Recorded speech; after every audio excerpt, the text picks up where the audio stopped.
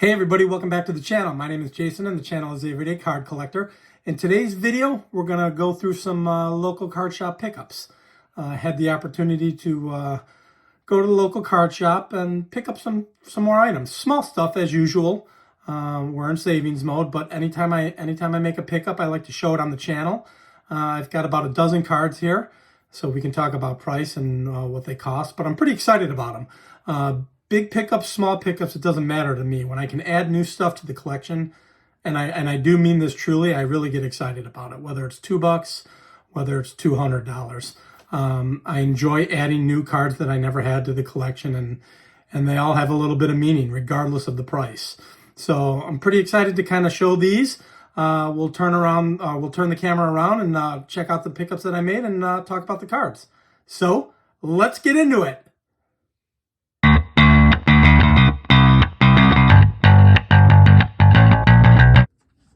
Alright guys, so as I mentioned, I had the opportunity to go to my LCS, local card shop, and make a couple pickups. As you all know, for those who follow the channel, I'm not spending a ton of money, kind of in savings mode for Strongsville, and I'm focusing on saving some money, but you know, every once in a while you still got to go out and buy cards. So I'll kind of show you what I picked up. I did pick up, it looks like 12 cards here. We'll kind of go through them and then I'll give you a price at the end. But I love it. I consider this budget shopping. I consider this dollar box diving, if you will. And there are so many cards I want to add to the collection that I truly do get as excited about these as I do for big cards. Because it's not the value of the card, it's owning the card itself. And if I'm buying it, that means I like it for some reason or another. So we'll start off with the first one. I always go into the Michael Jordan box at my LCS, and I pulled this card out. This is part of the 1998 Upper Deck MJ Living Legends set. I think it's called the Jordan Files. So if you guys are familiar, and I pulled it out just to be safe, this is a great set. Or these MJ, the Jordan Files are fantastic, because basically what it is him against every team in the NBA at that point in time. The reason I pulled this card is because he's up against Reggie Miller. And, you know, for those who followed the Bulls of the 90s, you know, we had to overcome the Pistons, the bad boy Pistons. Then right in line after the Pistons was the New York Knicks. And then right after the Knicks, once we conquered them, it was the Indiana Pacers. And they had a fantastic team. And Reggie was Reggie was a fantastic player. One of the best shooters in the league. You know, one of the best shooters ever. You know, we've got Steph Curry now, obviously, but Ray Allen and Reggie Miller, those guys, they were the Steph Curry of this particular time. Obviously not as good, because Steph is probably the greatest shooter ever. But yeah, so I grabbed that specifically because it's Michael and Reggie. And you guys have probably seen this 1,000 times. This is the card that I pulled out of a pack, same set, and it's Kobe versus Michael. And this is the one that I've said it 1,000 times. I was upcharged on this because it got a gem mint 10.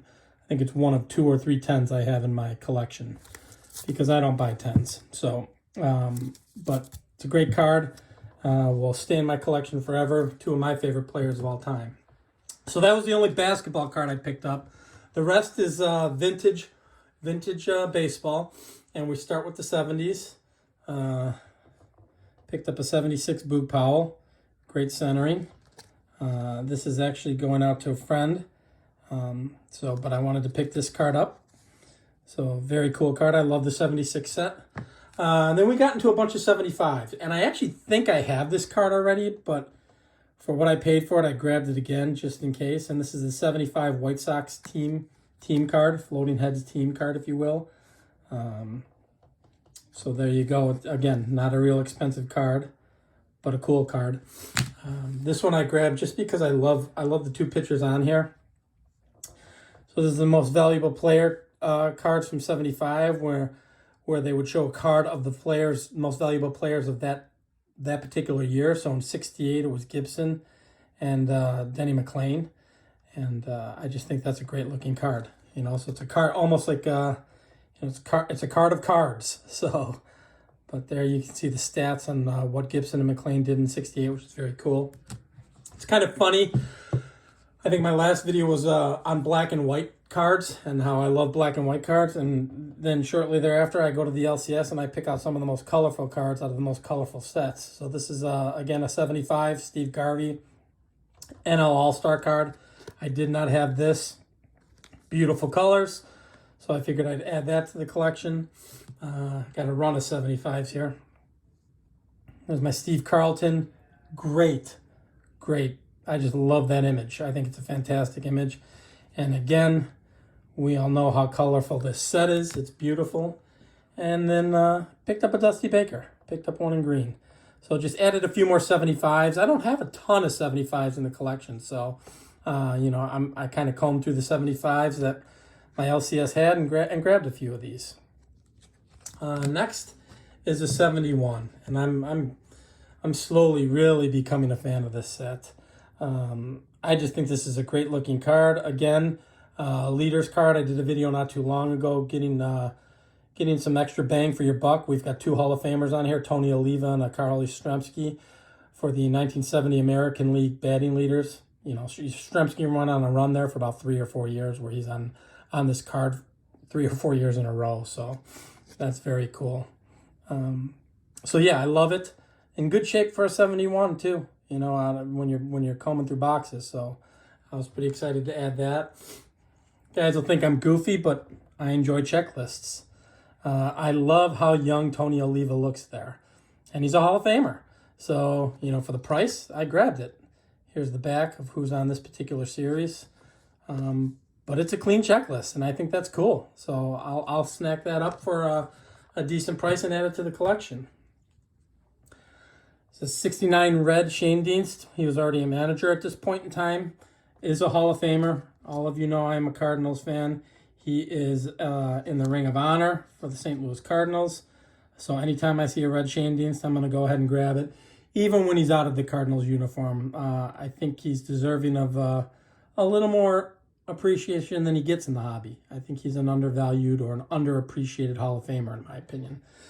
69 set, love it. So pick that up as well. This next card's a call out to my good friend Steve at Vintage on Vintage. He's a big Veda Pinsa fan. He got me doing a little research on Veda and looking up some of his stats, and I needed to add Veda to the collection. So I picked up this 1960 Veda Pinson. Beautiful card. We all know how colorful the 60 set is, so I went, again, from my black and white video to showing a couple cards from 1960 and 75, 2 of the most colorful sets out there. But just a great looking card. I love the orange background on the action shot, so I thought that was cool. And then last but not least, I picked up 1957 Robin Roberts, Hall of Famer. Now we're talking mid to late 50s cards in bargain boxes, if you will, and I'm just not going to pass that up if it's a Hall of Famer. So, I had to grab that. Centered very nicely, just a good-looking card. Premier elite pitcher for several years in his era. Again, maybe a little undervalued, in my opinion.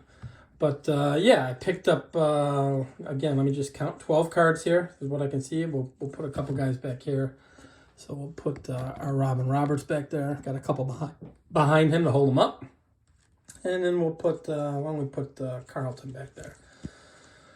We'll put Steve Carlton back there. But yes, so I picked up 12. I think I had 9 in my hand. I was given a price, and then I ended up adding 3 more. So of these 12 cards, I paid a total of $24. So it was $2 a card, roughly. And some of these cards, if you look at them, we're talking Hall of Famers, we're talking vintage. One of them's 50s vintage Hall of Famer, and we're talking $2 a card here. One of them happens to be the greatest basketball player of all time as well.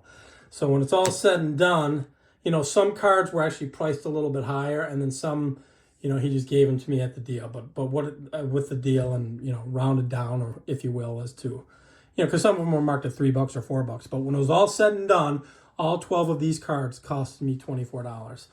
So again, as I'm doing these budget LCS pickups, I can only reiterate it so many times. Vintage does not need to be expensive.